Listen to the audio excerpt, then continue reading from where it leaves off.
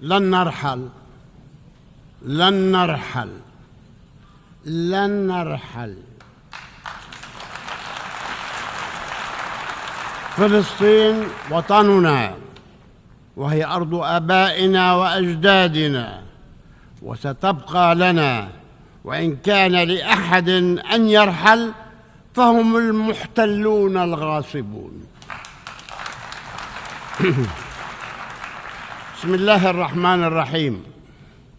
السيد فيليمون يانغ رئيس الجمعية العامة للأمم المتحدة، السيد أنطونيو غوتيريش الأمين العام للأمم المتحدة، السيدات والسادة رؤساء وأعضاء الوفود، الحضور الكريم، السلام عليكم ورحمة الله وبركاته. آتي إليكم اليوم وشعبي يتعرض منذ سنة تقريبا ولا زال لجريمة من أبشع جرائم العصر، جريمة حرب شاملة وإبادة جماعية تشنها إسرائيل دولة الاحتلال، جريمة ذهب ضحيتها حتى الآن أكثر من 40,000 شهيد في غزة فقط، ولا يزال الآلاف تحت الأنقاض، كما جرح أكثر من 100,000 آخرين حتى هذا اليوم، والأمور تسير. وأبيدت مئات الأسر أن يشرع فوراً في فرض العقوبات عليها. إن المذابح والجرائم والإبادة الجماعية التي ارتكبتها إسرائيل بحق شعبنا منذ قيامها عام 1948 إلى يومنا هذا وحتى يوم هذا لن تمر بدون حساب، ولن تسقط بالتقادم، فما ضاع حق وراءه مطالب. ورغم مطالبتنا الملحة والمتكررة لم ينجح العالم في إجبار إسرائيل الدولة المارقة على وقف حرب الإبادة الجماعية وجرائم الحرب ضد السكان المدنيين الأبرياء. الإدارة الأمريكية، دولة ديمقراطية في العالم أو أكبر دولة ديمقراطية في العالم، عطلت 3 مرات مشاريع قرارات مجلس الأمن تطالب إسرائيل بوقف القتال وإطلاق النار. أمريكا لوحدها وقفت وقالت يستمر القتال باستخدامها الفيتو، وفوق ذلك زودت إسرائيل بالأسلحة الفتاكة التي قتلت آلاف المدنيين والأبرياء من الأطفال والنساء، وهو ما شجع إسرائيل على مواصلة عدوانها. ما دامت أمريكا تشجعها فلماذا لا تستمر وهي في الأساس عدوانية؟ هذه هي الولايات المتحدة نفسها التي كانت العضو الوحيد في مجلس الأمن أيضاً الذي صوت ضد إعطاء دولة فلسطين العضوية الكاملة. نحن لا نستحق العضوية الكاملة بنظر أمريكا، فوقفوا واستعملوا الفيتو.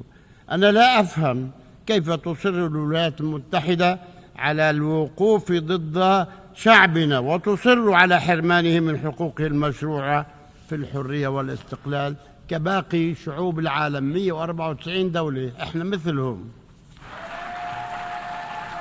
Ladies and gentlemen, order. Mr. President, ladies and gentlemen, I didn't intend to come here this year. My country is at war, fighting for its life. But after I heard the lies and slanders leveled at my country by many of the speakers at this podium, I decided to come here and set the record straight.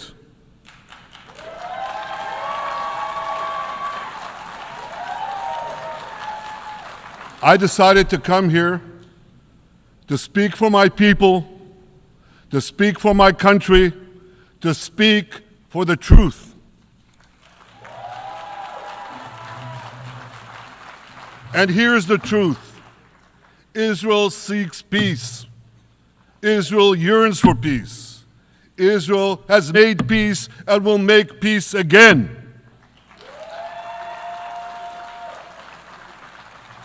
Yet we face savage enemies who seek our annihilation, and we must defend ourselves against these savage murderers. Our enemies seek not only to destroy us, they seek to destroy our common civilization and return all of us to a dark age of tyranny and terror. When I spoke here last year, I said we faced the same timeless choice that Moses put before the people of Israel thousands of years ago. As we were about to enter the Promised Land, Moses told us that our actions will determine whether we bequeath to future generations a blessing or a curse. And that is the choice we face today. The curse of Iran's unremitting aggression, or the blessing of a historic reconciliation between Arab and Jew. The curse of October 7th began when Hamas invaded Israel from Gaza, but it didn't end there.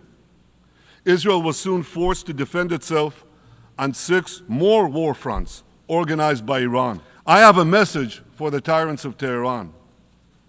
If you strike us, we will strike you. There is no place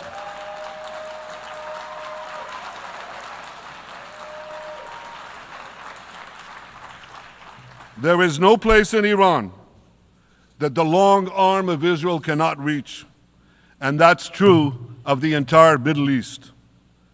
Far from being lambs led to the slaughter, Israel's soldiers have fought back with incredible courage and with heroic sacrifice. And I have another message for this assembly and for the world outside this hall. We are winning.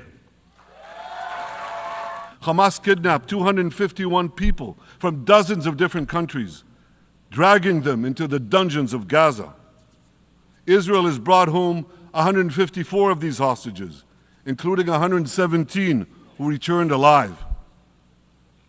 I want to assure you, we will not rest until the remaining hostages are brought home too. This swamp of anti-Semitic bile. There's an automatic majority willing to demonize the Jewish state on anything. In this anti-Israel flat earth society, any false charge, any outlandish allegation can muster a majority. In the last decade, there have been more resolutions passed against Israel in this hall at the UN General Assembly than against the entire world combined. Actually, more than twice as many. Since 2014, this body condemned Israel 174 times. It condemned all the other countries in the world 73 times. That's more than 100 extra condemnations for the Jewish state. What hypocrisy, what a double standard, what a joke. So all the speeches you heard today, all the hostility directed at Israel this year, it's not about Gaza. It's about Israel. It's always been about Israel's very existence. And I say to you, until the Jewish state is treated like other nations, until this anti-Semitic swamp is drained, the UN will be viewed by fair-minded people everywhere as nothing more than a contemptuous farce. Now, given the anti-Semitism at the UN, it should surprise no one that the prosecutor at the ICC, one of the UN's affiliated organs, is considering issuing arrest warrants against me and Israel's defense minister, the democratically elected leaders of the democratic state of Israel. The ICC prosecutors rushed to judgment. His refusal to treat Israel with its independent courts the way other democracies are treated is hard to explain by anything other than pure anti-Semitism. But I have a message for you. Israel will win this battle. We'll win this battle because we don't have a choice. After generations in which our people were slaughtered, remorselessly butchered, and no one raised a finger in our defense, we now have a state. We now have a brave army, an army of incomparable courage, and we are defending ourselves. To the people of Israel and to the soldiers of Israel, I say, be strong and of good courage. חזקו ואמצו ואל תיראו מפניהם, כי אדוני אלוהיך הוא ההולך עמך, לא ירפך ולא יעזבך. Am Yisrael Chai, the people of Israel live now, tomorrow, forever. Thank you.